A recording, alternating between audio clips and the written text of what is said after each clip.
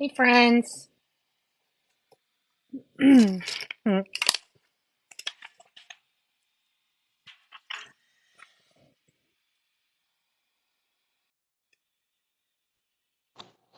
G'day. Hi. How are you? Oh, I'm peachy. How are you? Hey, bird friends. Hey, Anna. Did you say you're peachy? Yeah. Hey, how's everybody Yeah. doing, Ida?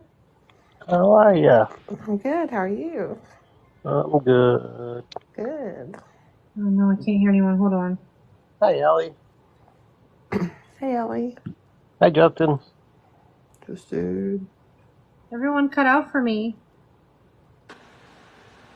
Hello, my loves. Hey, Kelsey. Kelsey. God. Can't hear anybody. Um, Having some audio issues? Can you, Oh, there we go. can I you can hear hear? you now. Hold on. Can you hear me now? Good. Hey. Oh, sorry, Justin. Justin. Diesel. I can hear you. Everything works Diesel. great. Hello. Sorry about that. Hey, Justin. Kelsey. Welcome, Anna. My Yeah. Sass Show's too low. I should have fixed that. So I'd asked if everyone had a fun if any I asked Lita what you did for my birthday, and then I promptly had couldn't hear you. So what'd you do for my birthday? Oh, um, I had an uneventful day, honestly. I'm sorry I didn't celebrate it more. Oh, that's okay. That's I mean, okay. I had the live I hosted last night where we were, Yes, uh, a lot of people like to acknowledge your birthday. That was cool. they do. They did. A lot of people did acknowledge my birthday yesterday. That's in that live. My girlfriend was hanging out with me while I was on that live, and she was thoroughly enjoying, um, trolling the people, the people that were there. They're always fun to troll. Oh yes. No, honestly, it gets to a point where they become so predictable and so like a routine that it almost loses its funness. I don't know if that's a word. I Mm, don't know if there's a better way to say that, but they get predictable with their insults and stuff. I get it. I'm gonna write a book. Just yeah, every page is just gonna be like a different thing they say. Oh, thank you for the gifts, guys. I appreciate it. Um, I thought it ended kind of wholesome though, right? Like Oh yeah, I'm looking for a at charger least for my other phone. no, that was good. We took somebody that was like trolling us and maybe made them feel human. Yes, I thought it was. I thought it was interesting because it was a lot of, a lot of the usual Christian hate, and then it turned into, I don't know, we were showing her compassion that she likely doesn't get from the people surrounding her. Maybe made a difference. I hope so. Me too. Me too. Um, I mean, the the thing about her is I feel there is hope for her only because um, she was acknowledging that she doesn't really like the situation she's in, that she doesn't um, that like the fact she was talking about being bothered about having things forced on her, imposed on her, means she might be a better parent if she should ever become a parent. Yeah, that's a good point.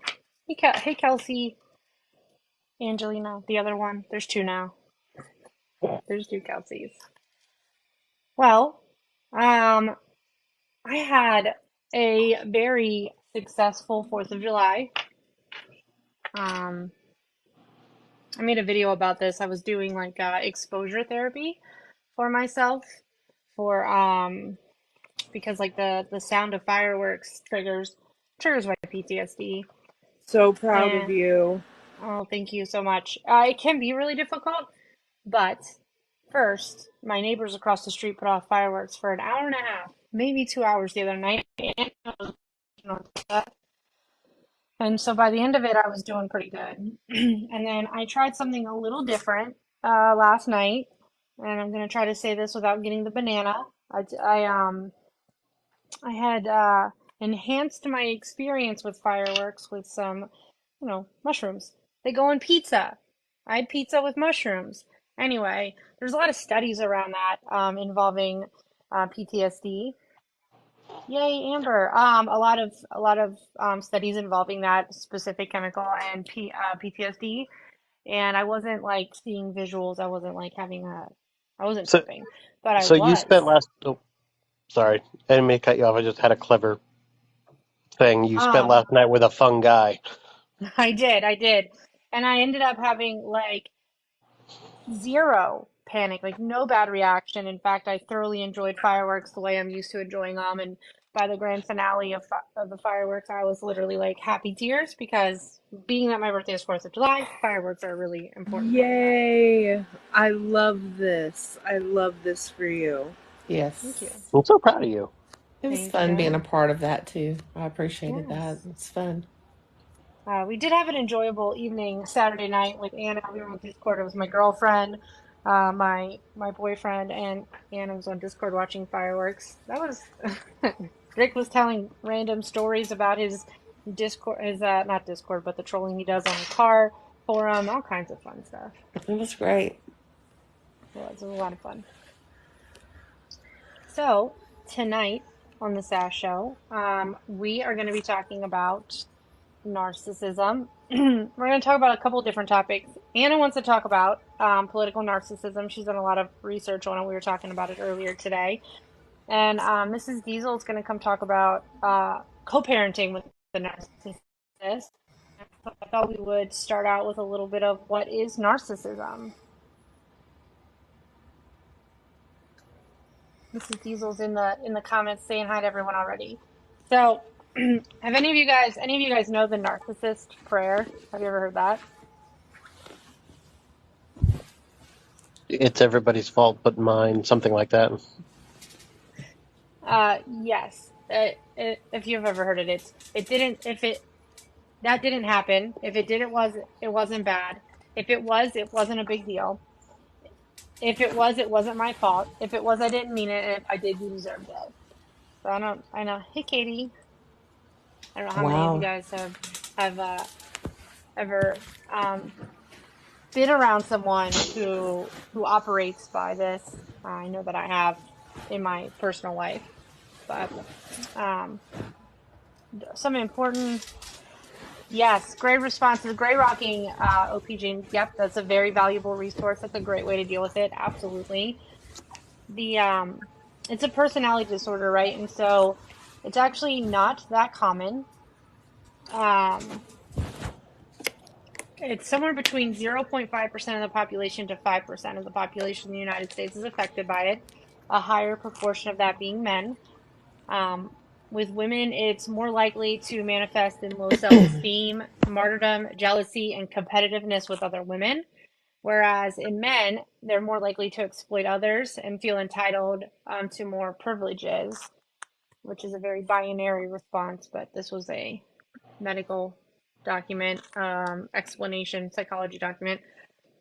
And the exact cause is unknown, but it's likely like a combination of genetics, and then there's some childhood indicators like excessive praise or excessive judgment from parents. So those are just a couple of the things. So ultimately, it is a mental disorder. It's not something that people can prevent having. And I believe we were talking about before where it's not even something that can really be treated. It's just people find ways to cope with it, right? Yes. Treated, not Leah? or managed, not treated. Managed, yes. There's no medication Managed, yeah. for it, and it's a lot of like for somebody who has if first of all someone who has it has to be willing to seek out treatment, because something that's very common with narcissists is that they will go to a therapist until the therapist starts asking for something from them.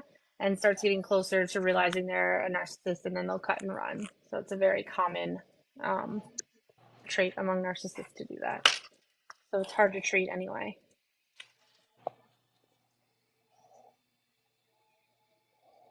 Some things get misdiagnosed. They probably do. And a lot of times, one of the things that's really tricky about narcissism is that, like, human nature is to be very self-serving. So a lot of times people will wrongly suggest that people are narcissist when really what they're talking about is a specific behavior might be narcissistic. I think, you know, is an important thing to note.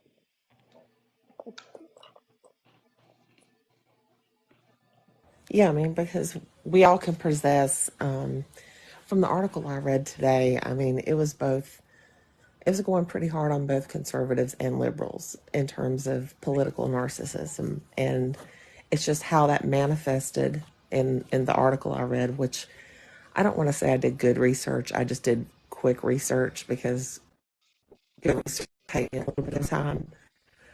But it just seemed like that they manifested themselves differently, and it goes along with a more conservative view being that of entitlement and being that of wanting to tear down others to protect themselves, coming from a place of real fear, coming from a place of, well, my way of life is getting ready to change. It's this aversion to change where it's completely opposite on the left as to where, like you said, martyrdom, this idea of being the anti-hero in the story, and it can manifest it in terms of, people being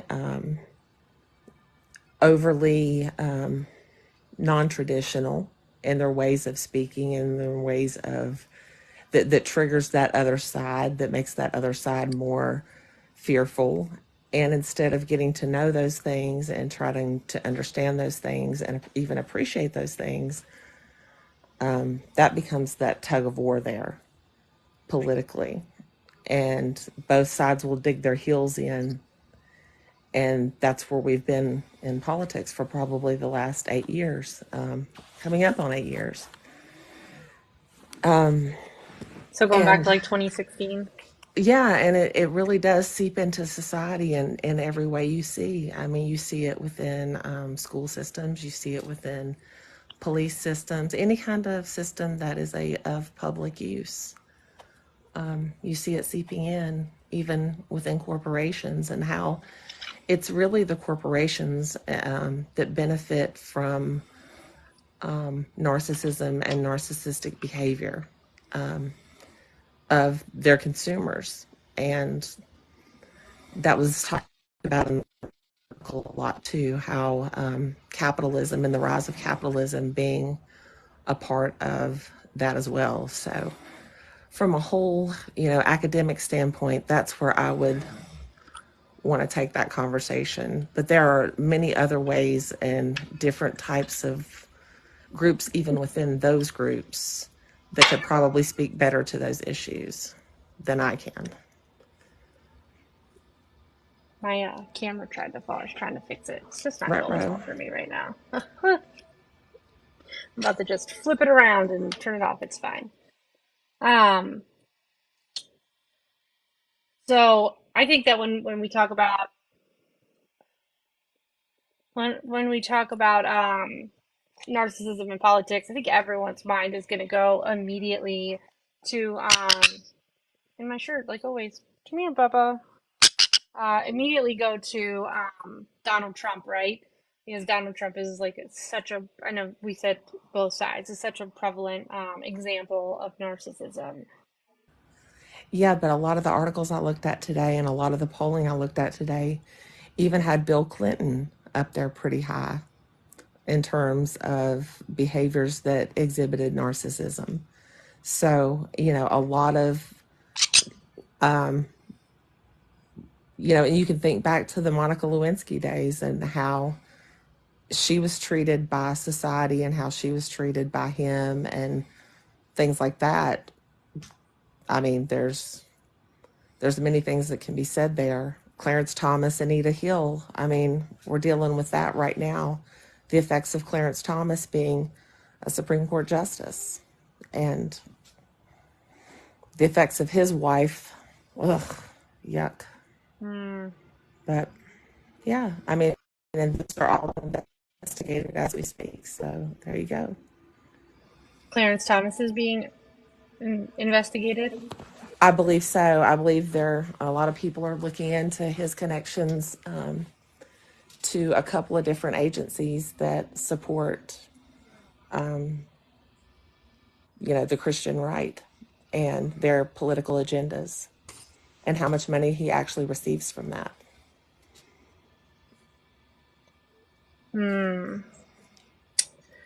I think that one of the things that people often hear, like popular, I don't know if it's true or not, is that in things like actually the military and politics, there's a lot higher incidence of narcissism, which is an interesting phenomena that happens. I don't know why. I just know that that is true. Well, said to be true. Well, I mean, it's a lot of power, right? With Mm-hmm. and it's a lot of things that and there's another article that I didn't get to touch base with too much, but it was talking about the things that are good about narcissists, like how passionate they can be, how structured they can be, but it always comes with a catch, right? It always comes with a motive that isn't so good or Mm-hmm. grandiose, right? It's usually pretty self-serving. Right. It's in some way it's not going to help humanity. It's just going to help them. Narcissists seek power because they don't have power of self. Oh, Theodora says that her dad is diagnosed with NPD and dated people. Um, Listen, I think we should talk about narcissism. So I'm gonna welcome to the Sass Show, Theodora, for the first time. If it loads, there we go. Hey, Welcome. welcome. Hi. The Oh, you can call me Christina, but Theodora, Christina. it's Christina Hi. Theodora. Hi. Hi, I'll try Kels. really hard not to forget. Hi. Hi, Kelsey. Just We are missing. friend. Oh, Hi. okay. I don't Hi, know. nice to meet you today. I don't know if you're saying hi to me, but if it was to me, hi. Hi. Well, yeah, the other Kelsey, but hi to you as well. Oh, okay. Um, Well, hi anyway. Hi everyone. Hello everyone. Yes, my dad was diagnosed. Growing up, it wasn't talked about. My dad was a school psychologist, and he is now he through everything, he's diagnosed with narcissistic personality disorder and bipolar. He has dementia now, so that has quelled a lot of that type narcissistic abuse. And I've Mm, also dated someone who was an alcoholic, and I mean, when I tell you, it took 2 years for me to be like, when you I think the term narcissistic, just that word, has become more prevalent. And hmm my mom, I take care of my dad. My mom, who is now really looking back at her life and realizing and seeing the patterns that are there, and they thrive, and especially dating someone who they say they love you. It's in a lot of ways it's something wrong with the brain, but it's also to bait or live or to have fuel off of someone's just driving them crazy, to hmm gaslighting and all of that, and that is their fuel. That is their how they get their energy. To me, that I look at that as, in some ways, a complete mental illness that can border psychopathy, like it like a in a way it is a form of craziness. Hmm.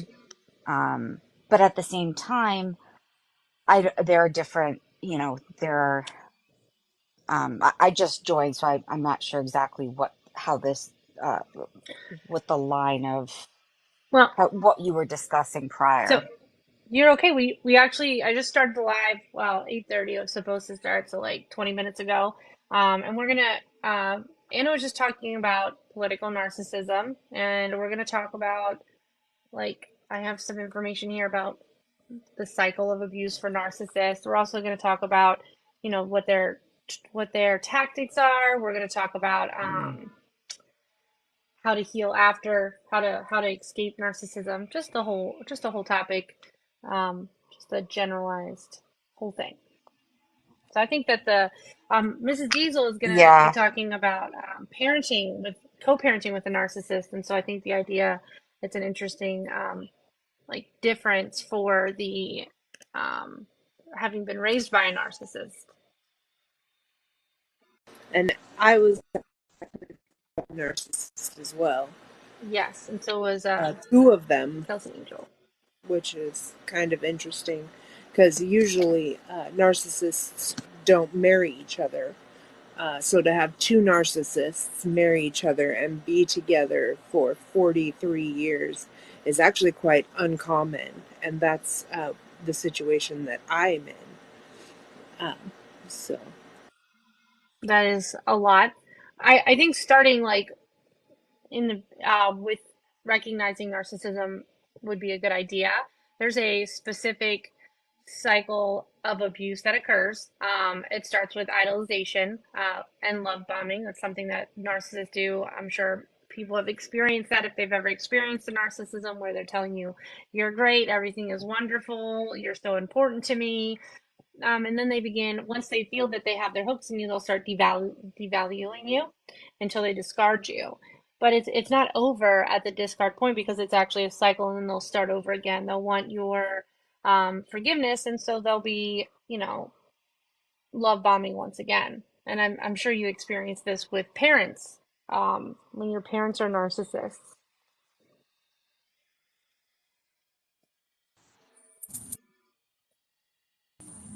I grew up in a I, household, and I think it's also important to point out that we all can carry characteristics of narcissism and act on them.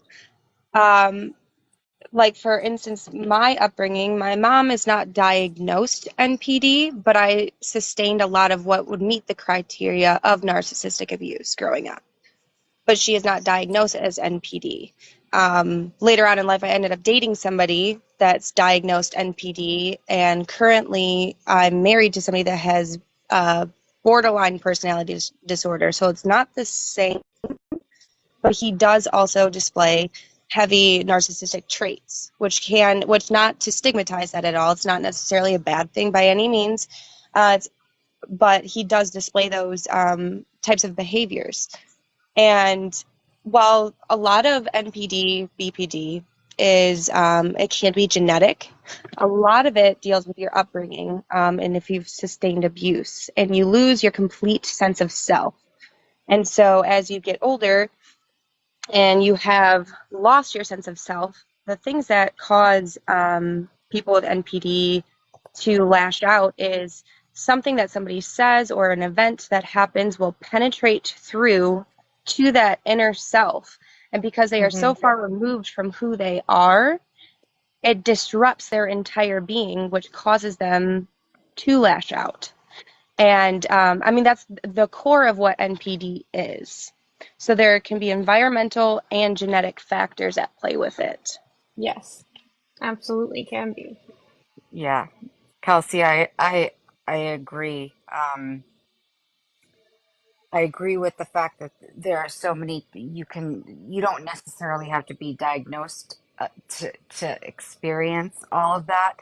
But looking at my father, um, there was so much trauma in his life. He was Albanian, came to America. His dad was an alcoholic. He experienced so much trauma. And if you look at, and I don't want to stigmatize this, but off the boat type of cultures where it's the woman's in the kitchen, the man goes to work, it was my dad's view of women was skewed just from childhood. Women shouldn't have a voice. They, so when I would stand up verbally, I would be repressed with, manipulation and all these tactics. So I think that has a lot to do with it. I definitely agree, Kelsey, with the upbringing. And also, you don't need we all have narcissistic tendencies, but there are some that have way more, and it's not necessarily like a diagnosis that you need, but you just know you're around that type Hmm. of behavior to an extreme, and that where it deteriorates your own emotional mental stability to a point where you are thinking you're crazy. Yeah, that Yes. is one of the tactics of narcissists, right? Is that they want to um, make you doubt yourself in every way possible because then it's easier for them to manipulate you. It's called crazy making for a reason. Is it really called that? Hmm. I've never heard of that, but that's, yeah. I mean, I get, because I have two experiences. I have the experience with my dad where, and so I have the father figure, and then I also dated someone for 2.5 years who was an alcoholic and a complete narcissist. And I feel that his, being with my ex, who was extremely narcissistic, was the key to leading myself to opening my eyes and my mom's eyes to my dad and seeing parallels. And not I never realized my dad was narcissistic until I was in a narcissistic relationship. And then I saw all of these cues and read up on what gaslighting is, because I was like, I am going crazy. Like, this doesn't make sense. Like, why? Like, Mm-hmm. and it took him to finally put his hands on me where I was like, okay, I'm out. And then you self-reflect and you go to therapy, and and then you look back on certain things. I think growing up with someone who had a narcissistic personality issues, now as a child, or I'm sorry, as an adult, I look back at my child self and I can see it. And I'm like, wow, this trauma I didn't realize I had trauma from my childhood. And that meant, and witnessing it and witnessing my mom be a victim to it is something.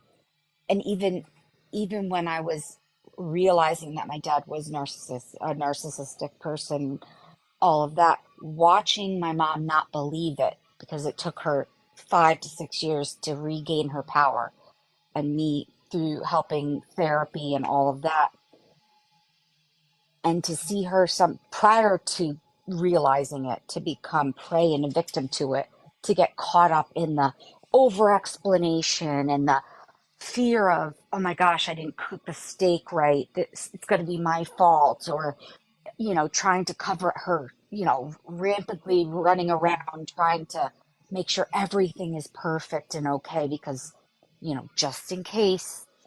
um so I think there's so many different ways of looking at it when you're a child and then when you're in the relationship, and the dynamic really, I don't know, it just to pose that out there, that there's, when you're,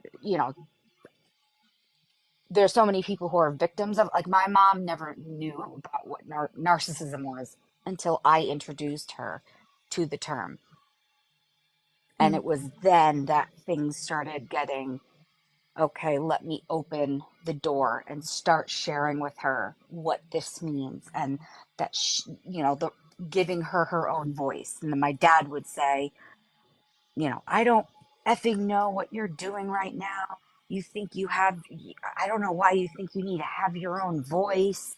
And, and, and it made him very extremely agitated. And so, Mm-hmm. just my mom speaking up was, just against, or in response to him, was, was, was hard for my mom. And, I'll let anyone who wants to interject. Well, well, I think it'd be important to talk about. It's very typical for them to get mad when narcissists get angry when you start to realize what's happening or pushing back. Really common. I thought maybe we could talk about some of the examples of what narcissistic abuse looks like. And so I have like a little list here. One way is withholding, be it money, affection, attention. A very common thing is to use the silent treatment. Of course, if someone's giving you the silent treatment, doesn't automatically mean they're a narcissist. They might just be needing time and space. Also, insults, name calling, harsh criticism, other insults are used because narcissists want to chip away at your self esteem. That's part of devaluing. They'll use malicious gossip, like spreading behavior in an effort to damage your reputation or isolate you from others. Isolation is a favored tactic of narcissists because it's easier for someone to abuse you when you are alone. They'll also sabotage. They'll take steps to do things like ruin your career, relationships with other people, or other aspects of your life in general. And accusations when you're in a relationship of any kind. They'll often accuse you of lying, cheating, stealing, all sorts of different types of ways that they're going to make it seem as though that they can't trust you when really you shouldn't be trusting them. Dog whistles while in public is a tactic. Oh, that's a good one, Mrs. Diesel. Yeah, they'll often, when, especially like say you're at like a party with friends, they'll say something that if you were alone, it means something because stuff happened when you were alone at home or whatever. And when they go out into public, it seems innocent to everyone around you, but between you and them, they know what it means, you know what it means, and in that moment it is to make you snap so that you lash out and it looks like to everybody else that you're lashing out at them and you're the problem. And you're the crazy one. Mm-hmm. Yep. Yes, Exactly. yes. Absolutely. They will up the ante and up the ante and up the ante until you break, because Yep. we all have breaking points. And I was listening to your um unicorns. What is your name? Morgan. Oh, Morgan. Um I'm sorry. I didn't know Well, what to most people call. know it. It's When you okay. You can call me Sass or Morgan. I'm good either when way. okay, Sass, when you were explaining a lot, like, this is what a narcissist does, I'm like, well, I forgot a lot about all the tactics that they use, like the silent, everything. And I mean, it's there. It's, I guess for me, I dealt my, like, if I had an opinion, I was chastised and made to think like that, my voice never mattered. But when I was in a relationship, I was, let me videotape you. Oh, you're getting in my face when he's drunk. And in the beginning, he would, say things to me to have me react. So he would have his iPad and record me and say all of these things. Like, I don't even want to, it's, and he would expect me to respond. And in the beginning, I mean, I guess I would just react, and then it would be like, the gaslighting, like this, and then you focus on that issue, and then you're angry, but he's videotaping me this entire time. and telling me, look, I'm going to show everyone what kind of person you are, what kind, and the name calling. And it took me a very long time to learn not to react, even when he would up the ante. And then that was the physical. I just was, when it got to the physical, I was out. But it looked very different. The narcissistic abuse at my home Hmm. versus being in the relationship. It looked so different. And Hey I Karen, think you're that, gonna want to mute. and I'll mute me. So whoever wants to No, no, talk, go ahead. no, no. You're Um, suggesting. No, I was just saying, all I want to say is I think there's having a parental person who is a narcissist, especially when you're young. And Kelsey made a good point. You're more likely to be in a narcissistic relationship when you have Kelsey and the Hamsa, Kelsey. Me, Um, Kelsey Angelina. when you've grown up with it, yeah, like you are, that is what you assume is love, and that's what you see Yeah. as love. And then you're more, you basically are led into thinking that that is what a relationship is, and that's what it Hmm. should look Hmm. like. And then you get caught up in that a relationship, and depending on how extreme it is, which mine was very, very extreme. And it looks so different from being in the household with my father, and even still being here, because he has dementia, so it basically has slowed his brain down. um so he Hmm. can't be that way. And looking at my old relationship, and so that's all I wanted to say. And I think you brought up some very good points as well about when you're living with it and you've grown up with it, you don't know how to differentiate that this is wrong. And most people don't realize it until they have grown up and gotten out of the house in some capacity, whether it's school or moving out or whatever, that they start to realize through their social connections that what they've grown up with is not normal. But again, just to reiterate, is that people that grow up with this sort of abuse in their home, they are much more likely to become or get into relationships with people that have this same type of characteristics and traits because it feels familiar, whether it's a conscious choice, which is typically a subconscious choice. We are all drawn to what feels most familiar to us, what feels like comfort. And this even goes along with just trauma related in general, is that there is a higher, and I'm briefly going to touch on this, but those that have sustained traumas throughout their life, pretty severe traumas, are often those that find comfort in watching things that like true crime episodes and things like that. And I know that's a sensitive topic, so we won't go into that, but it's because subconsciously our brains those traumatic experiences feel familiar.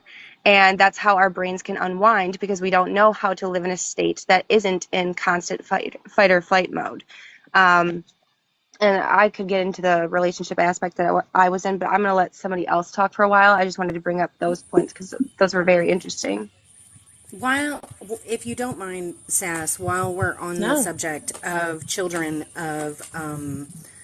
I just want to make this point. I'm not going into the co-parenting thing, but narcissists create or they have in their mind three different types of children. Okay, one of them, the terms are the golden child is the first one, the scapegoat is the second one, and the lost child is the third one. All three of these children are going to be traumatized. All three different types are going to go through severe trauma. I know in my experience, I was the scapegoat. That child gets blamed for everything. Anytime they have a good moment with the narcissist, that moment will be turned around on them.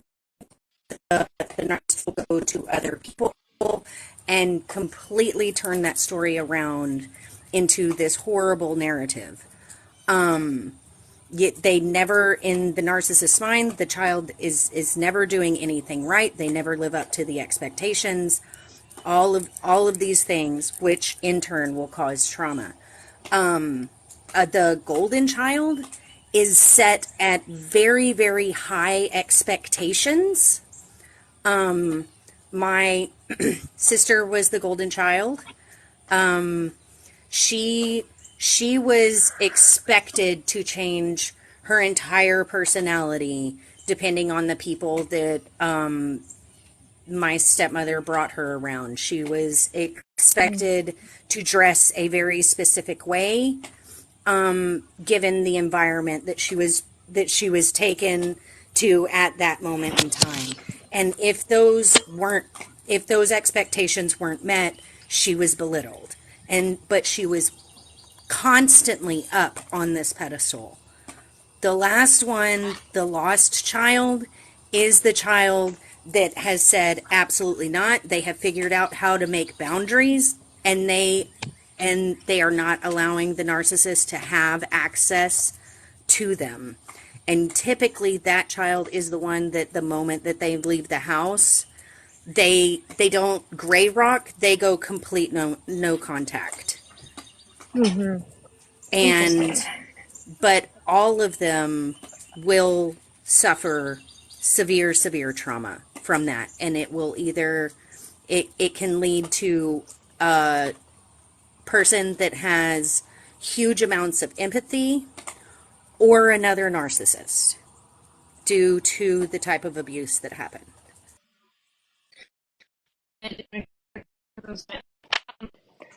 I used to, as a child growing up, I called my brother the golden child, in my on my mom's side of the family because he could do no wrong.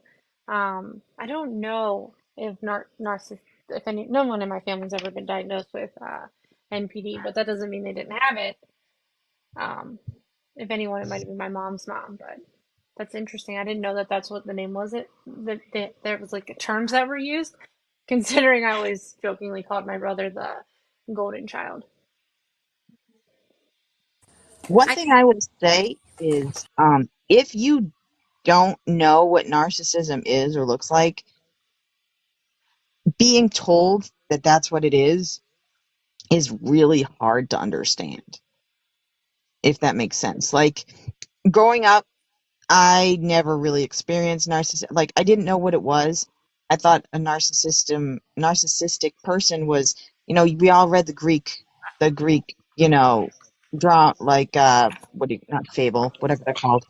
Um, and talking about narcissists was, looking at a mirror and loved his reflection and like all this stuff. And that's what I thought narcissism was someone that was just full of themselves.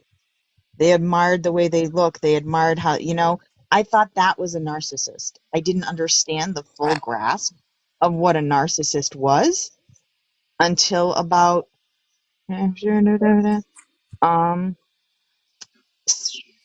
what are we at now? 9 months, I think. 9 months ago. I'm 51 years old. 9 months ago, I understood what a narcissist was because I had encountered one. I probably had encountered one in the past, but I wasn't ever the target of it. Mm-hmm. So I Well, didn't understand completely because I didn't understand. just as that's a great opportunity to talk about some of the symptoms of narcissistic personality disorder. And again, it is a mental health condition. So obviously, this is not so that you can diagnose someone in your life who's giving you a hard time as a narcissist, just FYI. Having an inflated sense of self-importance and entitlement is one of the symptoms. Um, Needing constant admiration. And so, like, you have to constantly be receiving praise. They're expecting special treatment, like favors and apologies. They often exaggerate about achievements or talents. They'll embellish the facts and talk about, experiences, jobs, life, the things that have never actually happened, or they just make it a lot more than it is. Reacting negatively to criticism, being preoccupied with fantasies about power, success, and beauty, taking advantage of others, They don't often, narcissists don't think twice about using somebody or exploiting people to achieve their own ends. They don't really care about maintaining relationships with people, and having an ability or unwillingness to recognize the needs and feelings of others and behaving in an arrogant manner are just some of the symptoms of being a narcissist. You brought up a great point with their symptoms or whatever. I had a old friend where, she needed me to need her. And so, granted, she's not diagnosed NPD or anything like that, but definitely displayed some of the traits. With that being said, she would create scenarios, sometimes out of nothing, sometimes things that I would say would be taken out of context intentionally. And then she would rage at me, block me on every contact her, and leave me feeling horrible. But it's because she needed me to need her. She got fulfillment and enjoyment from me begging her to talk to me. And it took me many months following the ending of that friendship in order for me to realize how abusive that cycle actually was. Oh, Another thing that they do that isn't talked about a whole lot, that I had a huge issue with in my life was because they manipulate time. Basically, they manipulate memories, which makes it so that your timeline doesn't fit right. You could end up with like, okay, well, it happened like a week ago. Well, with a narcissist, you have to have your dates exactly right, or in their mind, it is absolutely not true because that's not when that happened. And they will say things like, well, I wasn't doing that on that day, to completely discredit your whole argument, right? And they do that on purpose because in messing with your memories, in taking these tiny nuggets of truth and wrapping them in 1,000 lies, it it messes with the neuropathways in your brain as far as memories go, which messes with the timeline that happens. And so sometimes it'll feel like, oh, it was just last week or it was a couple of days ago. You get this fogginess when it comes to the timeline. But if you don't have that exact date correct, they will not. They'll completely discredit Yeah. you, and they do that on. Two things to go off of what you just said really quickly. And I know this for sure about children, but children that are growing up in abusive households, specifically in this case, narcissistic abuse, that abuse actually causes permanent brain damage to the amygdala. So that is something that cannot be reversed, which is, it's heartbreaking to know that. But also, as you were talking about this, I dated somebody that and ultimately ended up being diagnosed as narcissistic personality disorder. And what he would do is he actually created an entire life before me that never actually existed. So he would be telling me these stories, and I was taking them to heart. I was listening to them. And then when I would try to talk to him about them later, he couldn't remember, he couldn't keep up with the lies that he was telling me. And he would gaslight me into believing that he never said those things to me, even though I knew that he did. And it was a vicious cycle for longer than I care to admit. But that was such a crazy and chaotic time in my life to then finally realize that all of this was just lies. I mean, lied about being in the military, used his experiences as a way to threaten me. It was chaotic. Wow. That it's crazy, like the outlandish and fantastical almost stories that will be told, where you're like, oh my God, I can't believe that happened to you. Yeah, you can't believe because it didn't happen. Like, you're just like, oh my God, that's so crazy. I can't believe that you had to go through that, Yes. And then because they they play on your didn't. empathy, and it's Yeah. horrible. It's a horrible experience. Yes. Um, The other fun thing is when you start to threaten to do things like to unalive themselves. That's a fun part of it. That was a Yeah. fun part. When you start to question, they totally flip it on you and like make it almost your fault that you're questioning something they say. And Mm-hmm. I guess you don't care about me. Maybe I'll just go do this. mhm. I've done it Mm-hmm. before. I've tried before. Maybe it'll work this time. Like it's crazy. And so you then feel bad for questioning something that you had a right to question because it didn't make sense. Well, that's the whole, that's their, that's the tactic. And going back to what Mrs. Um, Diesel said about how they like the timeline, and that makes so much sense now that I'm looking at my past relationship. It was, if I said, listen, you said this, I literally have it on, I have what you said, they would be like, they would say things, or even if I didn't, they would say, tell me exactly what I said, word for word. Or, oh, I said that. No, I did not. And they would literally question things of factual things. You would even have text messages, and they wouldn't want to see it even if you had the proof. Yeah. And one other thing that Kelsey, Kelsey, uh, Hamza, Hamza hand, that you were Kelsey number talking about, 2. Kelsey number two.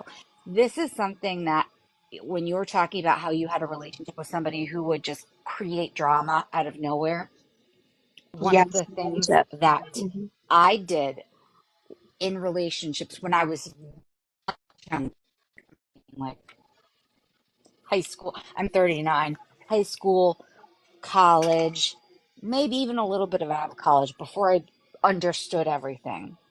When I what I would do, and this was my something I had to learn the hard way. Growing up with somebody who was a narcissist, I didn't know how to communicate. So my way of getting attention was finding the smallest thing, and making it a massive problem. And that's a result of being in a narcissistic, like having a dad who's narcissistic. Was the only way I knew how to get attention was find something very, very small that bothered me, but make it a much bigger deal and blow it up so that I could get the attention I needed, or that I felt like I needed, because I wasn't Yes. getting it and I didn't know how to communicate that in a healthy way. So I was actually using the skills that I was taught in my own home, how to get attention instead of having a communication. And that's something that Kelsey, number two, you were saying with your relationship with somebody. I was like, oh my gosh, that's how I used to be. And I remember going to therapy and just and realizing that I did that about myself. It was my way of getting attention. You didn't call me last night. You know what? I made it a huge deal, and made accusations. And now, as I'm looking back, I'm seeing that how that affected me as an adult, or, young That adult. that's a big thing that the golden child will do is they've Golden figured child. out kind of how the narcissist kind of ticks and how to get the things that they need. And one of those things is take this small thing and either blow it up into a big problem that will make it so that they get to solve it and become the hero, or blow it up into a big thing so that they get to hold you up as a trophy and say, look at this great thing that I made. Am I not the most grand because I created this person that got this accomplishment? And one of the things that you were talking about is the broken timeline, right? The way that it was described to me, and this helps me understand it. I don't know if it'll help anyone else understand it, is say your memories, if you like were to plot out your memories, right? You would have a bunch of straight lines, right? And what they did, well, I had happened to me is like you chop one of those lines in half and you make it like go right and then straight so that you lose the part that actually happened that's directly in front of it.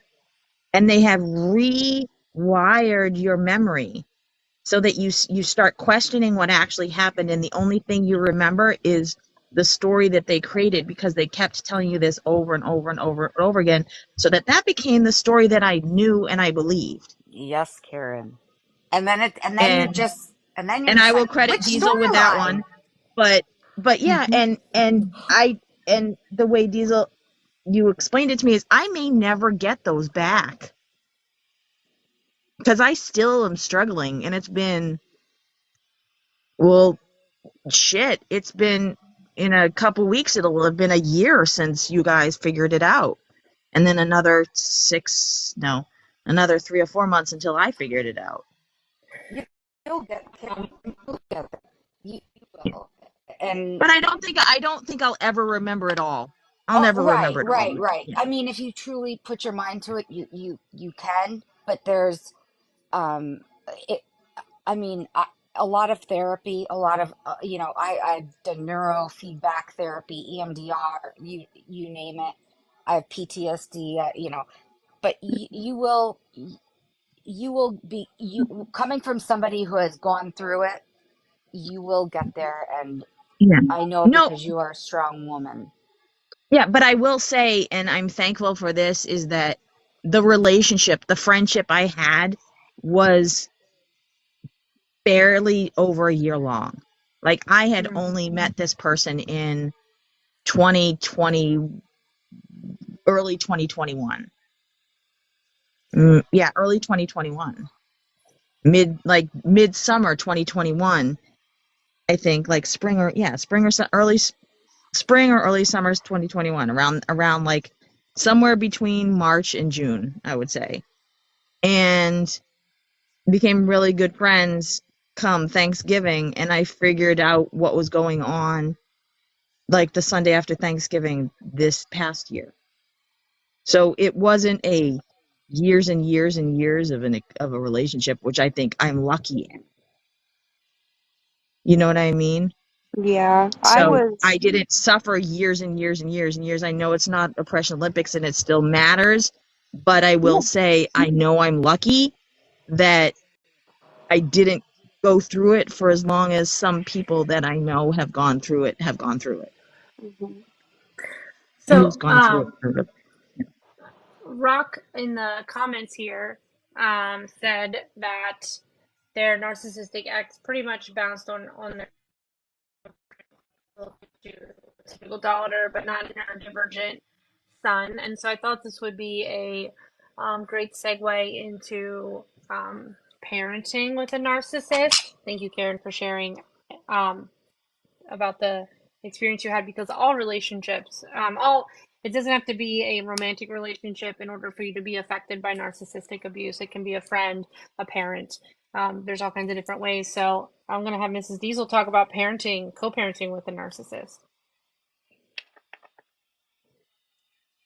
Yes. I Okay. am. So, sorry, I was typing that out. I wanted to make sure that they got that. Did show up? What I Yep. sent to The group. Rockin'? Yeah. Oh, Yes. Okay. yes. It came out the Facebook group. Yes. Yes, I see it. Thank you. That has been a great resource for myself and my husband for co-parenting with a narcissist. One Hey, thing that I highly recommend, if especially if you are actively trying to gray rock, is something called parallel parenting. It's what you use instead of co-parenting. So co-parenting is parenting together. Parallel parenting is parenting separately. When the child is in your care, you do your thing with the kid, and you do your parenting style. And then when the child goes over to the other parent's house, they do the parenting. It can be very, very hard to do, especially when you know that you're dealing with a narcissist. But it's a way of protecting your mental health. And the way that you make it work is you use co-parenting apps. One of the apps the app that we used was Talking Parents. It has a free feature on there, and that's just where you communicate. And the Gray Rock method, bare minimum communications, here's when the doctor's appointment is, here's what their extracurriculars are, this is what they're doing in school, stuff like that. You can also use like Our Family Wizard, which is it has a whole lot more features on it. But having a co-parenting app when you are parallel parenting is extremely important because those co-parenting apps hold up in court. Whereas text messages and messenger and social media messengers do not sometimes. I just wanted to quickly, Mrs. Diesel, like when she said about parallel parenting, it's sort of like parallel play. If for those of you, it's kind of like how I looked at it. Like parallel play is when two children are next to each other and they're just playing, but they're next to each other, involved in the same activity. The only way they may be talking is, can can I have that toy? Can you pass? If they're like at a sandbox, it's parallel play. They're not interacting, but Yes. they're doing their own thing. And that's sort of when you explained it. That's basically if you look up parallel play with children, they're not interacting with each other. They're just doing the same thing next to each other, but not playing with not interacting with each other. So I just wanted to insert that because that's what as soon as you said that, I was like, oh, okay, that connected in my brain. And Diesel, you and I have very similar experiences, so I really appreciate you talking about this a lot. No, I'm happy to. Anybody that can do that. Anybody who is in a situation where you're having to co-parent with a narcissist, it's multifaceted. I tell people because I have biological children too. I have two biological children. I have two stepchildren, and parenting is hard. It's the saying that it's the hardest job in the world is like an understatement. And then if you add in step parenting, it's even tougher because then there's like these lines in the sand that can get washed away and then they like move where the line is. But then on top of that, if you're parenting or step parenting a child who has been through trauma, especially the trauma of a narcissist, it's the toughest job you will ever imagine. And having tools and resources like Facebook groups where you can go in there and there are people who have been through it too or are going through it too, and just having a place to vent or a place for advice because they sent you this message and then you want to respond, but you know that you have to gray rock being able to go into this group and go, this is what they sent me and this is what I want to say, and having a bunch of people go, you're completely valid in what you want to say, but what do you think you should say, is it helps a lot. And then you go to the co-parenting app and you put in what you should say that's more gray rocking and on the lines of no contact almost. And then they explode on that app. And it can lead to you getting what my husband and I got, which is full custody, which So, is for the betterment of. I'm, I'm yes, I oh, would. Sorry. I went through that whole I just want to process. thank Mrs. Diesel for sharing your story and Yes. being Yes. vulnerable and open. And I'm very happy that you said that you have full custody now, and I'm just thankful that you were able to be vulnerable enough to share your story with us, because I know that even though you speak on it and it's as if it's, we all move like it's sort of repetitive, I know that deep down it's something you wish you never experienced, as well as your children. But I thank you for being an advocate and sharing and your experience for all of us. I'll let Kelsey number 2 talk. And I, Thank I you want to also, second that. Christina, for that. Thank you.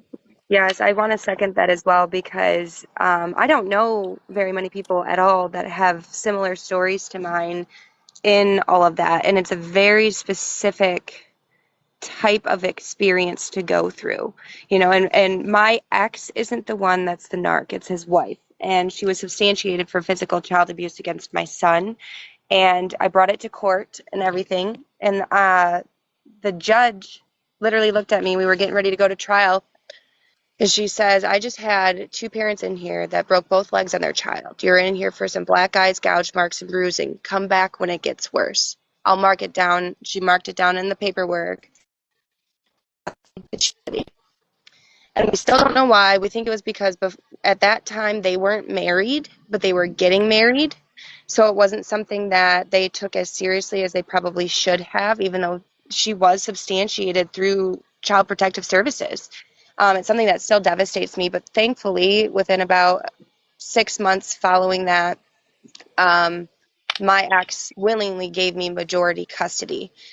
So my son's with us most of the time. However, when he goes over there, I never know what he's going to be walking into. And it is a very traumatic experience. It's something he comes home and he's able to express now. He's 8. And I think that's one of the worst feelings. I think you even said it yourself, is to send your children into a situation you don't know that they're going to come out of okay. And the best thing for those that might be going through this as well, if you're listening, the best thing that you can do is listen to your child. You might not need to have action right away, right? But to know that you are a safe place for them to come to, and that they're going to be believed when they speak up, it's going to move mountains as they get older. They just need somebody to validate them in their experiences as they're growing. It's a very difficult thing for all parties involved to go through. And while you shouldn't ever ask loaded questions, you shouldn't ever ask, that's not the right word, you shouldn't ever ask They consider it leading coaching. leading is the Yeah. word I was looking for. You should never ask leading questions of a child. Mm-hmm. If they come to you and they say, hey, this happened at fill in the blank for other Yeah. parents' house, not only validating them and saying, I'm so sorry that you went through that and blah, blah, blah, but also communicating, this is not okay that this happened, is very, very important. Yes. I'm And so glad you pointed because that out. And because validating you their can't, emotions with right, that. because you can't, when you're in a co-parenting situation, until the courts say that they don't get access, and that may never happen, if you don't do those moments, if you don't say, hey, what happened at mom's house, what happened at dad's house, and let them lead the conversation and just validate and lift up and explain what is and isn't correct, what is and isn't right that happened without leading, you're reducing the amount of trauma that they're going to go through. And that's basically the game that it is. I would have to, because my stepson's mom lives in a whole nother state, so I had to put him on a plane for an entire summer. And it was a 3-hour drive to the airport, and the whole way to the airport I was crying. I felt like I was going to throw up. I absolutely didn't do it. Before the date of going to the airport, I was packing and unpacking the bags multiple times, because I didn't want to do it. And putting him on that plane was the hardest thing in the world because I knew that I was sending him to abuse. And there was absolutely nothing that I could do about it until he got home so that we could fix anything that I was able to fix. And not everything can be fixed. I think That had that to what be you, incredibly difficult. yeah, I, as you were speaking, it brought me back to my inner child. Like, I was like, wow, what if I were asked the questions that you ask your children? And I, I kind of was, sorry, I don't mean to cry. I was kind of like taken aback by like, wow, that's so powerful that how you're taking something that can traumatize someone so much and you're taking that and you are completely reversing it into something that is making your children powerful. it, Not powerful, but I mean in the sense of you're taking something that you don't have control over and you are making it a place where you can how do I explain this? You're readjusting the channels for your children, so into what they receive, into what they accept, into what they believe and feel, and being that safe space. And that's something that I didn't have. And I'm not articulating it okay because I kind of just got pulled into my inner child. So I just want to say that you're doing such an amazing job. But if that is, I props, claps, all that for you. Thank you. I don't. Okay. Um, this is going to sound really. This might sound super toxic. But one of the things that made it so that I bonded with my eldest stepson is it was trauma bonding. It was having a narcissist for a stepmother and seeing that those same things that him going through and being able to pour into him what I had wished somebody did for me. And no one asks for this type of abuse, especially a child. They can't just walk away. They have other parents that are involved. There's custody papers, and they're some of the greatest kids in the whole world and And most compassionate and empathetic children you will ever meet.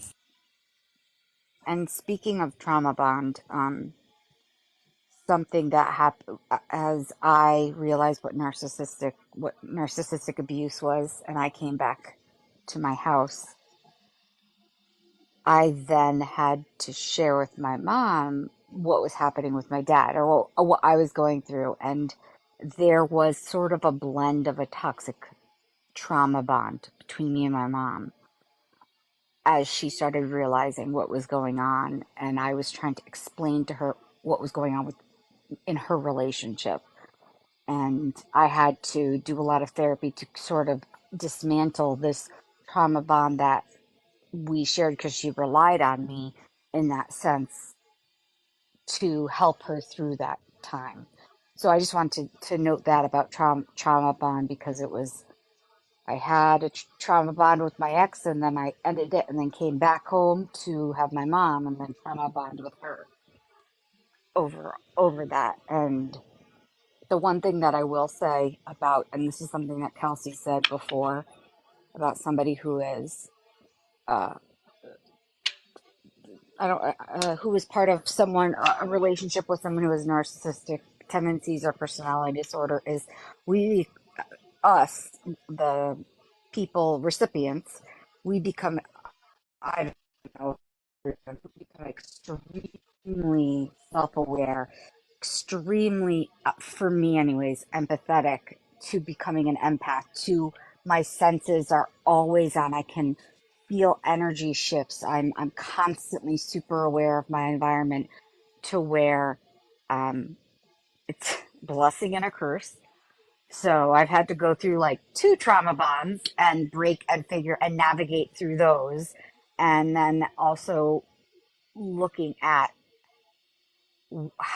looking at myself and the characteristics that I have, and that deep empathy, and that complete and utter, always aware of, I walk into a room, a building, I am constant, the energy, I am, oh, and that's something I think Kelsey also can relate to. I may be wrong, but that's something I feel that children of the respondent, I guess, of narcissistic abuse, I feel like you become extremely empathetic and empathic, and it's something that, like, I mean, I gained from it. I don't know if everyone does. Yes, blessing and a curse. Well, some Yes, of it's a the blessing and a curse. some of the more like damaging effects of um, NPD on their victims is causes anxiety and depression, right? A lot of people who have been abused in any circumstance, including by narcissists, struggle with anxiety and depression. PTSD. You were talking a bit about like hypervigilance a little bit ago, which is one of the symptoms of PTSD. It absolutely causes post traumatic stress disorder. You have heightened anxiety responses, always feeling like you're on guard. You might have flashbacks of the abuse, and then you'll of guilt and shame. Um, you can have cognitive issues because trauma actually causes you to release stress hormones, and trauma actually causes brain damage, which was mentioned earlier in the live. And then because of the mental effects that narcissistic abuse can cause, you also would have health symptoms like ulcers, neurological disorders, and heart disease.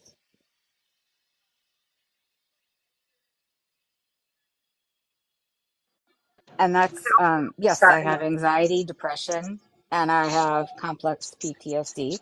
I Mm-hmm. also have health issues. Yeah, well, Yes, I we're won't, I twins. won't, I have I have like immune deficiency. I have where I have to do like infusions every 2 weeks. But the PTSD happened, I had like 7 years of like me thinking I was, trying to, and this was also during the relationship I had. I thought that I was handling it by working out, and realistically, what I learned from a lot of my therapy is your right side of the brain. It's like a pool filter, and what happens is you think of it as experiences coming in, okay, and your pool filter behind your ear, whatever part of the brain, filters out all the trauma and whatnot, and the trauma is then sent to the left side of the brain to then process and deal with. Well, what happens is when someone has basically a wee bit too much trauma or a lot of it, it's like a clogged pool drain or a clogged pool cleaner. And what happens is everything gets stuck on the right side of your brain, all the trauma. And the trauma is therefore not processed into the left side of your brain. And that is basically why that's part of why EMDR, yeah, EMD, yeah. I'm not recommending. I'm not a doctor. I'm just this is just from books and my own experience. Um, by trying to bring the trauma that is stuck in the right side of your brain over to the left side of your brain to process rationally, because the left side is rational. It can then process it, and a lot of people, for me, for example, who have a lot of different traumas, um, my pool filter was clogged, and it still is a little clogged. I still have to work on getting some of the stuff out, even though I did EMDR, I did neurofeedback therapy, all the different counseling and therapies. Um, but yeah, anxiety, depression, complex PTSD. But I also want to say, within the things that happen to someone, there is always a way out. So if there's someone listening and thinking, oh my gosh, there is no way out, there is no way to heal, I want you to know. And I understand, I'm not trying to dismiss or lay someone's situation or put someone's situation less than. I am just saying if someone's listening and they feel alone because I don't care if it's because you've been under someone who has a narcissistic personality, whatnot. You will, trust me, if reach out to me in any way if you can, but you will be okay, and there are ways out. I just want to extend that because we are talking about something very heavy, but I also want people to Yes. realize with all of these symptoms that you do have the hypervigilance, all of that, like 4th of July, like, can I just not have 4th of July? Because it's just boom, boom, boom. It's sort of triggered me this whole entire weekend. So I just wanted to allow other people to know if they're listening that or watching that you will be okay. And if you need any help, you can reach out to me and you can, it will change. You just have to, go, Yeah. yeah, No, thank you. go ahead. That's exactly one of the things that narcissists do, any abuser does, is one of their goals is to make people feel isolated, and ultimately you're not alone. And there are ways to stop, which is the next part of the live. The other thing I want to talk about is ways to stop, to get out of the cycle of abuse, as well as um, how to heal from it. So one of the things that you need to do is understand that you are being abused, which is easier said than done because a lot of times narcissists are going to blame the victim that they're abusing. They'll tell them that they're too sensitive. They'll say that no one, that you don't have anyone else, no one wants you, you have no friends, you're whatever they might say. And that you'll never have anyone that will treat you better. There's all kinds of stuff that narcissists will say to you in order to keep you isolated. And you have to start recognizing those behaviors first. One way you can do that is like by writing it down and like kind of keeping track of some of that stuff, including like the first step, which is love bombing. You'll see that cycle. It'll help you understand it's happening. Um, that it's happening. You want to set boundaries.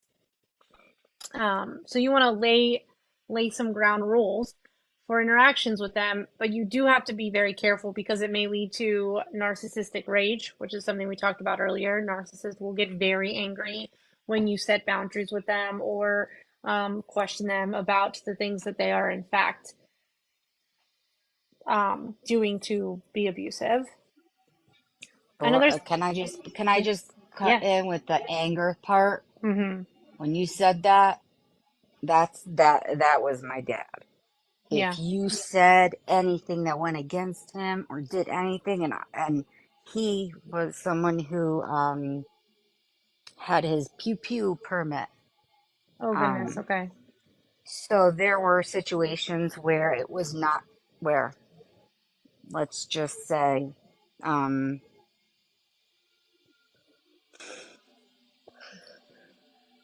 I found he has physical ailments, so he walks with a walker and a rollator. So he is not, and he also is not in his right mind. So when I would catch him with something that was, what I just said, I would have to wrestle out of hands. And there were, and then there was a point where it was, um, where did he go? And I find that, how do I say this? The the pen had ink in it, or he was putting Mm. ink in the pen and was telling me as I was taking all of his pens away with ink in it. Um, but then he told me that he was gonna write on me with pen on my face. Yeah. Um, Um, so I just, when they don't get their way and they get so angry. I'm talking like I'm his daughter, and he's going to take a trying to put ink in his pen um to write on my face or on my head. I hope Um, that's TikTok appropriate. I well, no, Okay. um, I understood the analogy. If do any, we need to take a subject change? It looked like a little bit of disassociation happened on your face there, Sass. We can, oh, I I'm can sorry. come up with a funny topic. I'm sure I can find Oh, some really good dad jokes. I was just assessing my own comfortability and I'm okay. But it's oh, I'm interesting that sorry. you I should have saw that done a happening. TW. I'm sorry. I'm sorry. Uh well I'm sorry. you're okay. You didn't know and you were trying really hard to like use different language because of TikTok and all the other good stuff. I'm So so you sorry. didn't it's okay. I should have asked. I'm so No, sorry. no, I'm so you're good. sorry. I would have stopped you if I wasn't Why able to why handle was it. I'm really good six at that. why was six afraid of seven? Lucas 789. No, but I'm Oh, really good at like establishing like I'm not comfortable with this topic right now because I have like a history with okay, it. yeah, I got it. So I'll let you know. My Okay, friends are in the thank you comments for being letting me know. I very didn't. I see. yes. Yeah, I see that. They're being very protective. I love all of you. No, But I I want to be. definitely good at advocating I that. should have done a TW. I didn't realize that was completely my fault. I'm so sorry. If I'm so No, you sorry didn't too. You're gonna. I'm so sorry because I don't you want to hurt no no anybody else. that was fine advising. We're super overprotective, and I was just watching I'm like Sass's trying to. face. I want to put like a cover over her. I want to give her a hug. No. I will tell you if I'm not comfortable. I was like assessing my own like Oh, inner okay. thoughts and feelings about that. And if I felt like I needed to change the topic, I Okay. would have. But you were doing a good job using other languages, other words to explain the Okay. situation. And I thought that I'm good. I promise. And I just realized Is your shirt glow in we the weren't dark? talking about No. pens. So there's that. Oh yeah. No, it's not. I wish it Is it was. glow in the dark? No. Oh, back in the day I used to get like shirts from this like store and it had planets all over it and it would glow in the dark. It was like this moon rock store at the That would be mall. awesome. And I wish it I blew in the had dark. like they had all little planets and glow in the dark and um I love glow in yeah. the dark things. I do have a unicorn blanket. The unicorns glow in the dark. So. One thing that I meant to say earlier and I didn't is if you're dealing with a child who or anyone for that matter who has been a victim of narcissistic abuse, it is very very important that they get into trauma therapy. I can't I can't emphasize that enough, because especially I know in my situation there's I have a phone call I'll have to drop real fast. Okay. I'm gonna move on to the another way. One of the other ways to stop the cycle of abuse. One of the things you need to do when you're dealing with a narcissist, and this is really difficult for me, is to get your guard up because narcissists are gonna fight dirty, especially when they're hurt or they're angry because they realize what you're trying to do. To go in expecting that that's what they're going to do, they are absolutely going to start a pain. They're going to try to get your friends, family, anyone who's important to you to go against you. They always want to get other people into their side, so you just need to be prepared for that to happen. And then don't accept promises from narcissists. Sorry, what was that? I feel like I interrupted someone.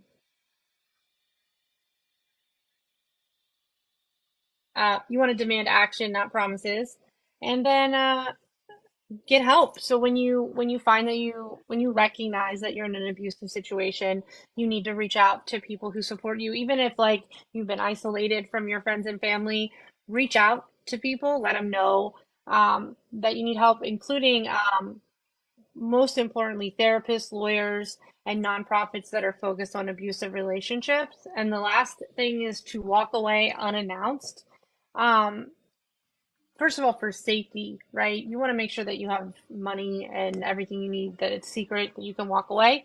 But also because a narcissist is going to try to convince you to stay. And they're going to act remorseful, then they're going to go back, they're going to love bomb, right? And they're going to go back through the cycle again. So it's always important to walk away.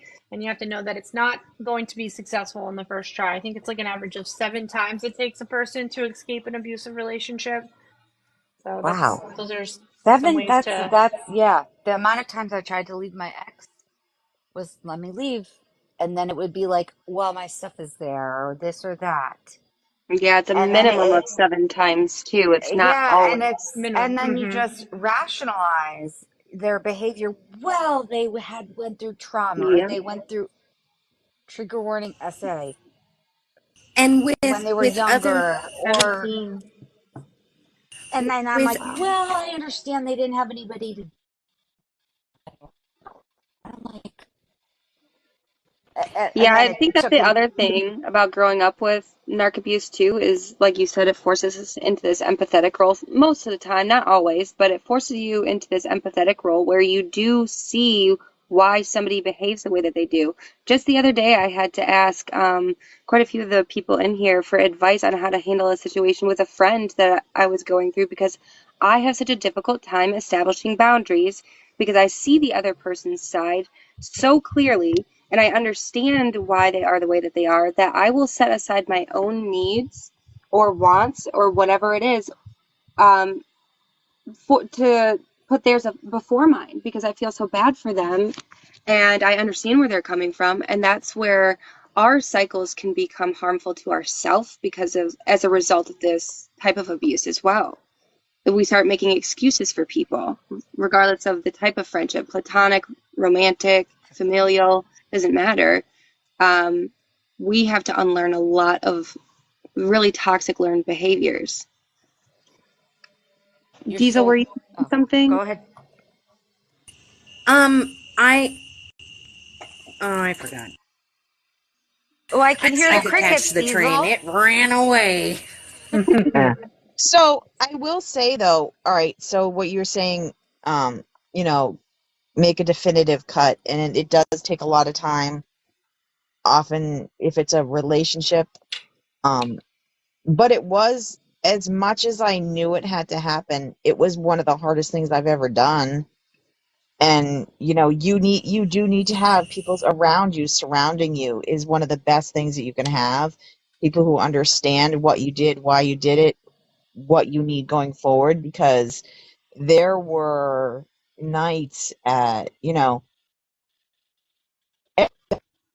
because this was on the West Coast, we would, and I'm a night owl, at 10 o'clock when it's only 8 o'clock out there, when everyone else was like, all right, I gotta go to bed. That would be when phone calls would start for us. Mm-hmm. And we would be on the phone like really late. So in the dark of the night, in the quiet at 10 o'clock, 10:30, 11 o'clock, where I would just be like, shit, now what do I do? Like, this was when we used to talk. And it takes everything to not reach out to someone, because this was it was a pattern. It was a habit. It was, the routine. And when you have to, literally within, I don't know, Diesel could probably tell you, 15 minutes, in under 15, I had to, it took 2 days to finally to do it all. I had to play along because I had to put some stuff in place, like make sure I had a record of all of our messenger messages so that I didn't, like, things couldn't be flipped on. The script couldn't be flipped. I had a record of everything that existed. And then I deleted every message off of Messenger. Every Mm-hmm. message off of Messenger. And then literally within 15 minutes, blocked on all TikTok, all Facebook, all Messenger, all Snapchat, all um, Instagram, all phone numbers, all every single thing in under 15 minutes. Blocked. Just blocked. Just blocked. And have not heard hide nor tail of them since the Wednesday after Thanksgiving. And it's been freeing.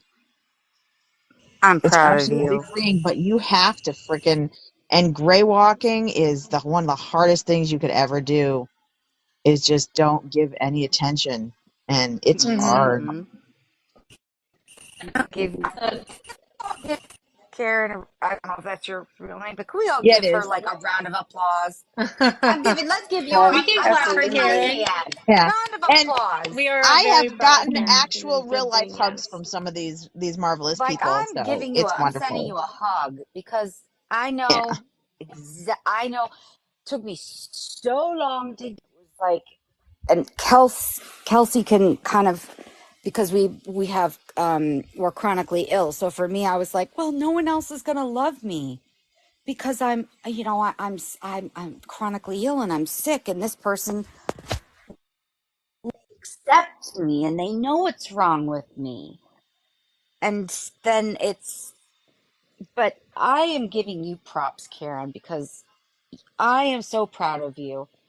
You keep going. Yeah. You know your worth. I can tell that you are, and the fact that no contact, cut that. Yep, zip. You went out. You got Yeah. out safe. You No have to do contact, that.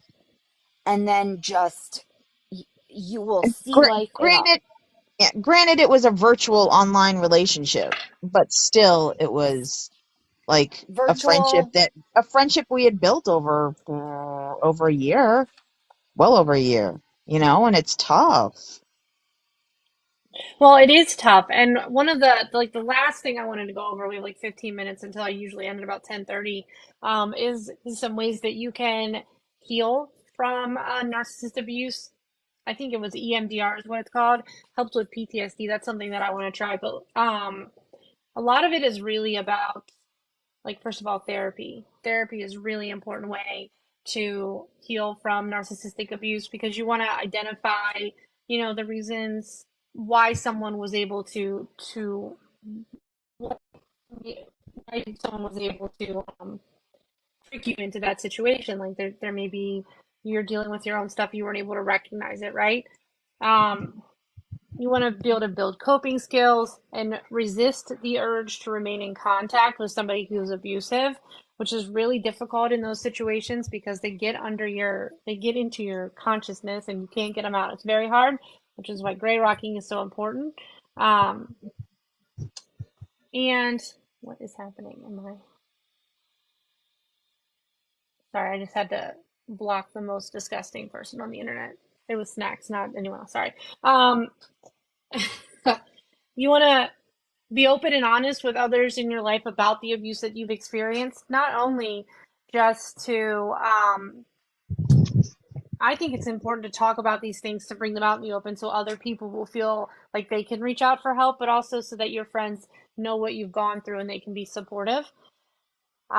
You also want to, you know, take care of any anxiety and depression, any other mental health conditions, as well as self care.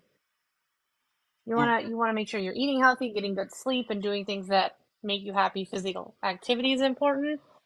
Anyone else have any ideas on how Yeah. to heal from I narcissistic abuse? Can I Touch answer Maddie's grass and question real bust quick? rocks. Go ahead. Can I answer Maddie's question? What if someone you're friends with remains friends with them? So Ooh. I will say that um, the beautiful people in my life allowed me to stay friends in the relationship when they had walked away from the situation, when they realized the manipulation that was going on. They allowed me to stay friends. If someone stays friends with them, set a boundary. Um, like one of was, do not speak of me, and I don't want to hear about them. Just set that boundary, and then wait for them to figure it out and be there when they do. And hold that boundary. Yes. Make sure it's Mm-hmm. communicated all the time. You have to keep your boundaries. And anytime that boundary is over, if they overstep, it's like, mm, I, depending on how your rules are, if they do it what you say, you correct. But if it happens again, it's a no go. I mean, that's for me. I do like Yeah. okay, I understand. Like, it might have slipped or whatnot. But outside of that, um, with Yeah. regards to healing, therapy, cognitive behavioral, DBT, I advise if you are really raw and really PTSD like vulnerable, Yeah. I just, EVM, EMDR is sort of, I would do a bit of therapy first. Neurofeedback therapy rewires your brain. It's if you look it up, in Connecticut they have it. I don't know, but they have that there. EMDR, and then having somebody that's a therapist that specializes in trauma, and then self care, love, meditation, all of those things, and yeah. continue with as much like sometimes I'm talking to my therapist 2, 4, 6, 8 times a month. Sometimes it's 4, sometimes it's 3. But I had to, one of the biggest things is a neurofeedback training when I had the significant PTSD. And if anybody has any questions about that, you can. I'll have to message you because I have questions. I don't know how to. Oh, Yeah. it was probably the most, out of all of everything that I went through. It was the most uh, life changing because it does a map of your brain of all the waves and all of that. But yeah. So if anybody's interested, message me. I'll give you my Thank number you. so it's easier to Another call. Yeah. And what's that? another term for that is brain mapping. Oh yes, that's Yeah. true. Yep, brain mapping. Yep.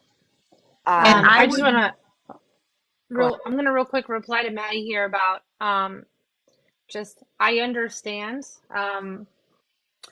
talking about if you have a friend like Karen was talking about, if you have a friend who happens to be friends with someone who you recognize as being abusive, like what do you do, right? And my method has always been to set those boundaries, like we were talking about in the comments. Like for me, I had a friend who was still friends with someone who was um, being abusive in our previous friendship, and I had said, listen, I can't tell you who to be friends with, but that person cannot have access to me at all. For me and my mental health, I don't want them to have any access. And um, if that your friend can't respect that boundary, then unfortunately you have no choice but to now separate yourself from that person because they're not being a friend, they're not respecting that boundary, and they're causing you more harm if they're reporting back to the narcissist. And so my at that point I just stopped Diesel, I don't know what's going contacting. on with your thing, but you got a weird loud feedbacky thingy. It sounds like So steam. Like you just kind of have to No, that was me let them do unmuting. their. I'm sorry. You have to let them make it's causing you harm. They don't want to stop giving that person access to you, then they're not being your friend. And And you sometimes you have have to to wait figure for out them if to that realize what's person, happening.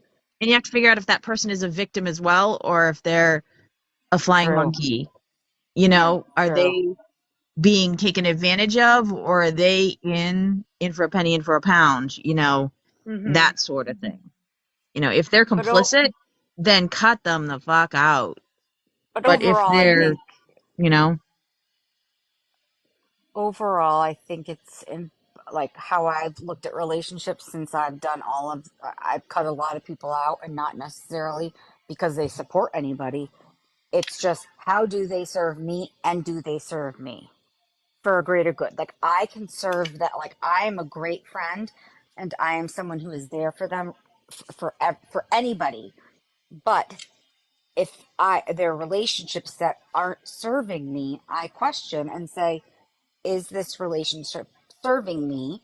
If so, is it serving me good or bad? Whether it's an acquaintance or a friend. And you just have to kind of question and weigh it and take stock as to how does it serve you. And if it serves you worse than it does great, then I know I'm not using the best words, but then you just have to, you decide eventually. That's what I had to do. I just realized these people don't serve me for my greater good and my greater purpose and my healing journey in the acceptance and understanding of what I'm going through in whatever regard it may be, whether it be acceptance and understanding that I've gone through, abuse, or they may just be like, they may and not, they don't want to understand. And if they don't want to understand, okay, bye. Sorry, that Well, was, yeah, and two things can be true at one time, right? Someone might be a victim um, of that narcissist, right? While they are also perpetuating harm towards you. And if you're saying, hey, my boundary is I don't want you talking about me or relaying information between me and that person, and they're still doing it, then they're actively choosing to participate in the abuse because you've set a boundary. Now, if they continue to be friends with that person and they are respecting that boundary, then you don't have a problem. But sometimes you just have to give them space. And the way I envision in my head is like they're over there.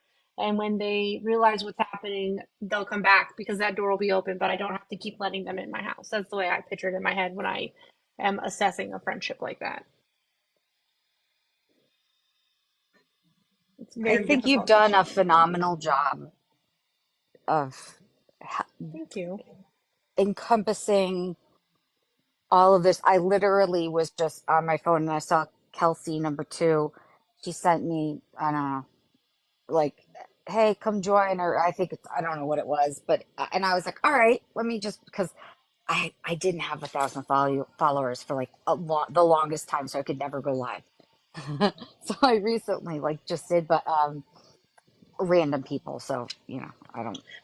But it Well, was just to you get did. live.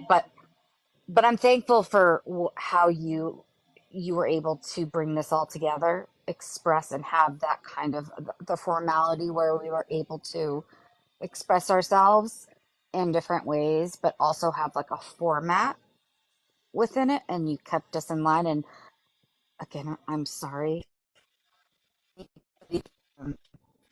Learn my lesson about No, I give you hugs. you did a great job. I just wanted to You thank. provided so much information. I know. Well, I don't owe that.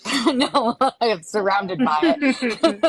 But I wanted to thank you and everyone who has before participated. Mrs. Diesel, wonderful job with your kids, and Kelsey.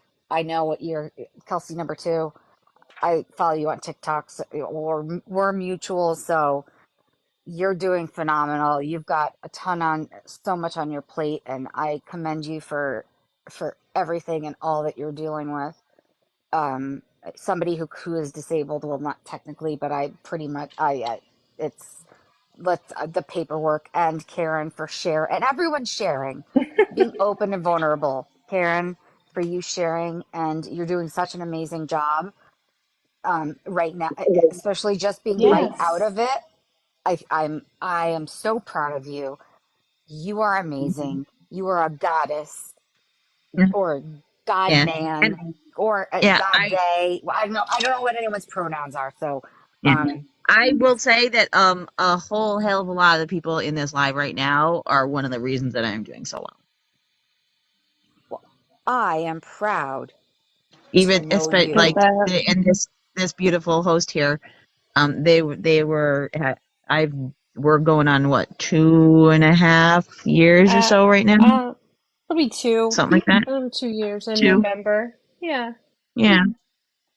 So yeah, Kelsey number 1, I see your comment. Absolutely not. She says Right? So Kelsey number 1 sucks. No. Mm-mm. so I wanted to make stop two. talking about my friend like ah. Kelsey number 1, because you were in here before. Sorry, I have to give props. Kelsey number 1, you did amazing and a fabulous job. It did not. I wasn't here for a full part of it, but the for what I heard, Kelsey Kelsey 1 is number 1, amazing. you are Yes. amazing and a wonderful human being Mm-hmm.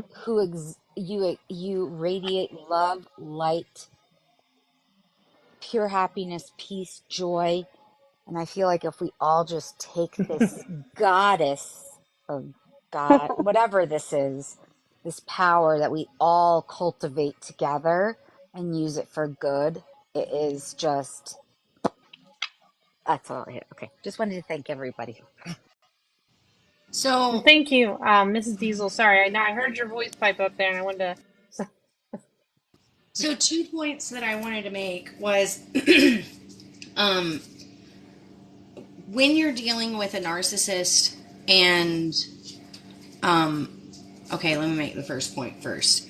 There are 3 types of ways to deal with a narcissist. The terms are no rock, gray rock, and yellow rock.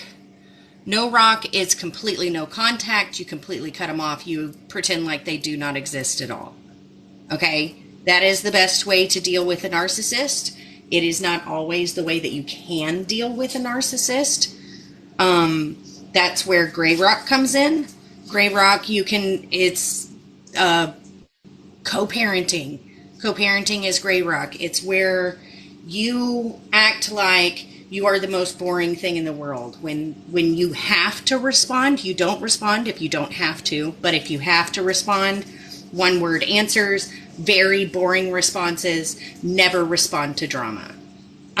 Yellow rock is like a situation like you're working in the same place as them, and it's like gray rocking, but you also add like niceties onto it. And so while you are being boring, you're also adding little like sugar coating onto it so that you still seem boring, but you also don't become a target because you can't get out of that environment for whatever reason. So that brings me to the second point, which is when you're dealing with a narcissist and you're gray rocking or you're no rocking, and they have found a new supply, when that supply dries up, they will come back and poke at you. It could be 2 months, it could be 6 months, it could be 2 years. They will come back and they will poke at you to see if they can get a reaction. And it is very important during that time that you keep your boundaries.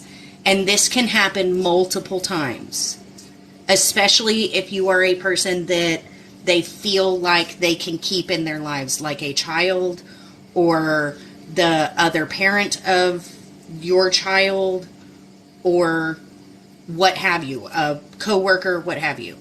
But they will come back to see if they can get you as their new supply when the other one dried up. And that's where boundary comes in.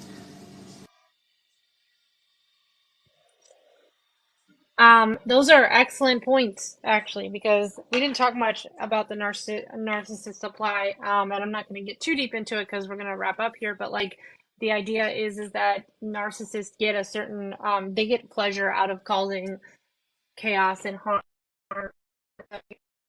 because of that, and you are their fix, and you have to cut that supply off, and they will try to come back and re-engage that. It can be very difficult to ignore it. I have been very bad at ignoring it when narcissists have tried to come back into my life, but it's a thing I'm working on, so I hope to be successful in that. But I do want to thank everyone. Our new friend, whose name is Christina, with an A at the end, I hope is right.